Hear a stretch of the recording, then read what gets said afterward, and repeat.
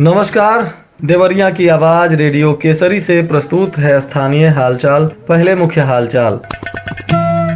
Aesthetic निगरानी team में 17 कार्यकारी मजिस्ट्रेट नियुक्त किए गए। वहीं मजार पर कैंप लगाकर स्वास्थ्य विभाग ने जन जागरूकता अभियान चलाया। तो एमएलसी ने बाढ़ से बचाव के परियोजनाओं की समीक्षा। और स्वास्थ्य विभाग के 2 वरीय पदाधिकारी कोरोना से हुए संक्रमित। स्थानीय हालचाल के इस अंक के साथ मैं निकेत मिश्र। अब हालचाल विस्तार से।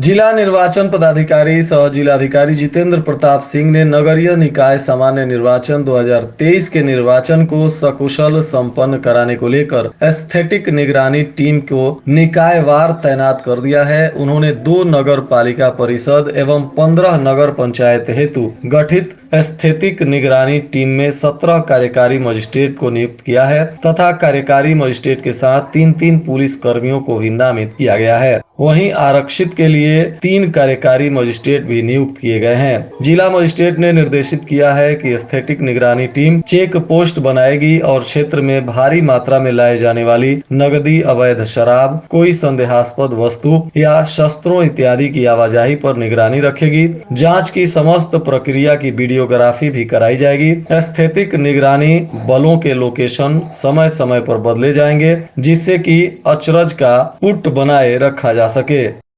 राष्ट्रीय मानसिक स्वास्थ्य कार्यक्रम के अंतर्गत दुआ से दवा तक के तहत स्वास्थ्य विभाग की जिले की टीम ने क्षेत्र के माहीगंज गांव के पास स्थित बजरे शहीद बाबा के मजार पर कैंप लगाया, जिसमें मानसिक रोगों को लेकर लोगों के बीच जागरूकता अभियान चलाया गया। दुआ से दवा तक कार्यक्रम में साइकेट्रिक सोशल वर्कर वर्षा सिंह ने कहा कि दुआ के साथ दवा भी बहुत जरूरी है। अनजाना भय, बार बार बुरा होने का विचार आना, अत्यधिक चिंताएं होना, तनाव महसूस होना, जल्दी थकान होना और हाथों में कंपन होना तथा हड़बड़ी में रहना एवं तनाव मुक्त न हो पाना, अंधेरे में भय लगना, नींद आने में परेशानी, रात में डर डर के आंखें खुल जाना, यह सब मानसिक रोग के लक्षण हैं और इसका इलाज संभव है। वहीं भाजपा के प्रदेश उपाध्यक्ष व विधान परिषद सदस्य डॉक्टर धर्मेंद्र सिंह ने 7 करोड़ की परियोजना का जायजा लिया। उन्होंने कहा कि गुणवत्ता में कमी पाए जाने पर जिम्मेदार लोगों को बख्शा नहीं जाएगा। राप्ती और गोरा नदी के बीच दोआबा में बसे रतनपुर गांव के पास गोरा की तेज धारा कटान करती है, जिसे देखते हुए एमएलसी डॉक्टर धर्मेंद्र सिंह ने मुख्यमंत्री से मिलकर 7 करोड़ की परियोजना को स्वीकृत कराया था और इस परियोजना के तहत बोल्डर पिचिंग और अपरन का काम तेजी से चल रहा है, जिसका उन्होंने जायजा लिया है।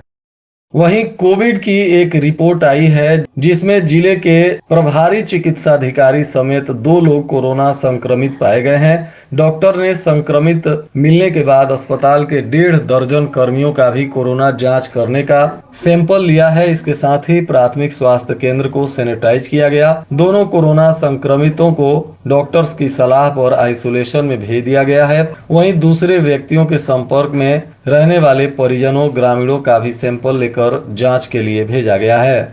मुख्य चिकित्सा अधिकारी कार्यालय के पीछे ही शौचालय की गंदगी बह रही है। जिला अस्पताल परिसर में बने सार्वजनिक शौचालय की कई साल से टंकी ओवरफ्लो हो गई है। इससे शौचालय की समूची गंदगी सीएमओ ऑफिस के तरफ गड्ढा खोद कर उसमें बहाया जा रहा है। गर्मी के बढ़ने के साथ ही खुले में बह रहे शौचालय की गंदगी से दुर्गंध काफी आ रही है, जिसके वजह से वहां लोगों को भारी परेशानी हो रही है।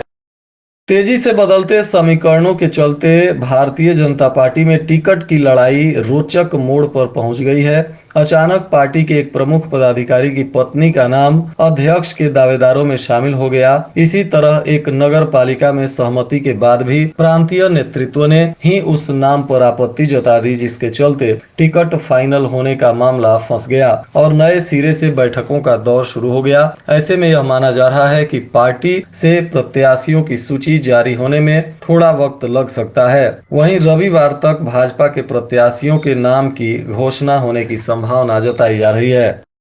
शहर की सड़कों पर अतिक्रमण होने की वजह से आए दिन जाम के हालात बन रहे हैं। इसके चलते राहगीरों को मिनटों का सफर घंटों में तय करना पड़ता है। गोरखपुर रोड पर तो कुछ दुकानदारों ने पटरी और सड़क पर ही वर्कशॉप खोल दिया है, जिसके वजह से काफी जाम की स्थिति पैदा हो जाती है। कोऑपरेटिव चौराहे से लेकर गोरखपुर ओवर ब्रिज तक दोनों तरफ सबसे अधिक वाहनों की रिपेयरिंग करने वाली दुकानें हैं, जो सड़क पर बने नाले के दूसरे तरफ है।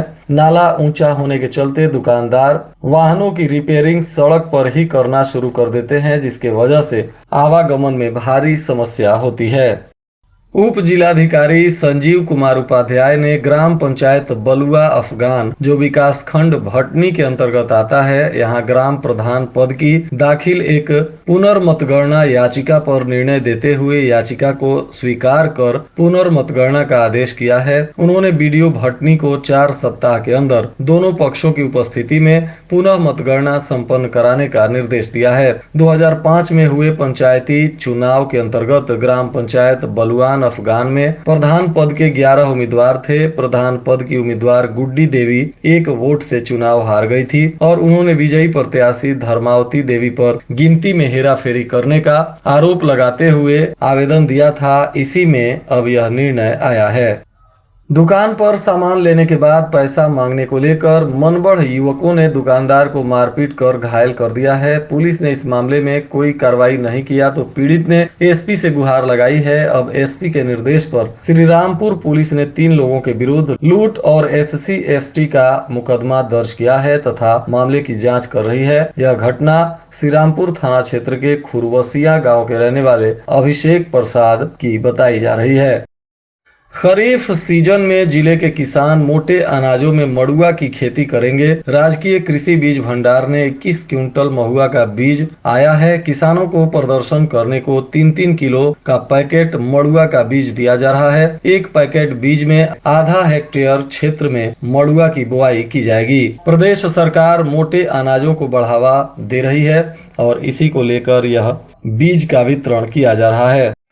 कार से शराब लेकर बिहार जा रहे 3 युवकों को सदर कोतवाली पुलिस ने पीपरपाती के पास से गिरफ्तार किया है। इस कार से 60 लीटर शराब बरामद हुई है, जिसके बाद तीनों को गिरफ्तार कर मामला दर्ज करते हुए इन्हें न्यायिक हिरासत में जेल भेज दिया गया है। जनपद में बढ़ते हुए तापमान और गर्मी के चलते मेडिकल कॉलेज की ओपीडी में मरीजों की संख्या बढ़ रही है। तपती धूप, बढ़ती गर्मी और पछुआ हवा के थपेड़ों से लोगों की सेहत लगातार खराब हो रही है। इस समय अधिकांश लोग पेट दर्द, बुखार, सर्दी जुकाम, ब्लड प्रेशर के मरीज आ रहे हैं। मरीजों की संख्या बढ़ने से ओपीडी में डॉक्टर से दिखाने, जाँच कराने और दवा लेने में 2.5 से 3 घंटे का समय लग रहा है। वैसाखी का पावन पर्व भी नई कॉलोनी गुरुद्वारा में पूरे विधि विधान के साथ मनाया गया। गुरु नानक के बंदों ने गुरु बाणी का पाठ किया। शब्द कीर्तन के बीच लोगों ने गुरु की राह पर चलने का संकल्प लिया और श्रद्धालुओं ने देर रात छक कर गुरु का लंगर भी चखा। इसमें सैकड़ों लोग शामिल हुए। वहीं शहर के टाउन हॉल में बसपा ने डॉक्टर भीमराव अंबेडकर की जयंती धूमधाम से मनाई। पार्टी के कार्यकर्ताओं ने बाबा साहब के चित्र पर पुष्प अर्पित करते हुए उन्हें याद किया और वक्ताओं ने भीमराव अंबेडकर के सिद्धांत और उनके विचारधारा पर प्रकाश डाला तथा उनके ही मार्गदर्शन पर चलने का संकल्प लिया। और आज के मौसम में न्यूनतम 26 डिग्री सेल्सियस और अधिकतम 37 डिग्री सेल्सियस रहने की संभावना है। अंत में मुख्य हालचाल एक बार फिर। एस्थेटिक निगरानी टीम में 17 कार्यकारी मजिस्ट्रेट नियुक्त किए गए। वहीं मजार पर कैंप लगाकर स्वास्थ्य विभाग ने जन जागरूकता अभियान चलाया। तो एमएलसी ने बाढ़ से बचाव के परियोजनाओं की समीक्षा और स्वास्थ्य विभाग के 2 वरीय पदाधिकारी कोरोना से हुए संक्रमित। इसके साथ ही रेडियो केसरी से प्रसारित स्थानीय हालचाल का यह अंक समाप्त हुआ। नमस्कार।